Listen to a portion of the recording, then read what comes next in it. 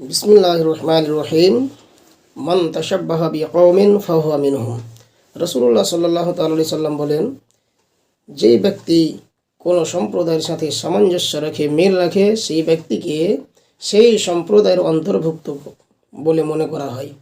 অর্থাৎ আসছে 31শে December, 31st night এবং আপনার 1 জানুয়ারি, হ্যাপি নিউ ইয়ার। অর্থাৎ এই দিনগুলোতে আজকে মুসলমানরা জড়িয়ে পড়েছে।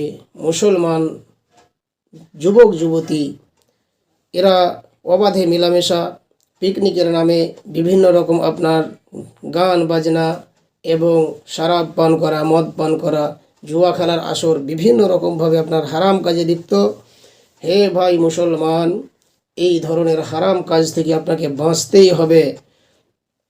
আর এই ধরনের আপনার পাপের কাজে লিপ্ত হওয়া থেকে আপনাকে বিরত থাকতেই হবে। আপনার জন্য এই সব করার কখনোই ইসলাম সমর্থিত কাজ নয়, বরং পিকনিকের নাম করে আপনার গান বাজনা, মদ পান করা এবং ডান্সিং করা, এই সকল হারাম কাজকে ইসলাম বহির্ভূত, অর্থাৎ ইসলামে হারাম, নিষিদ্ধ।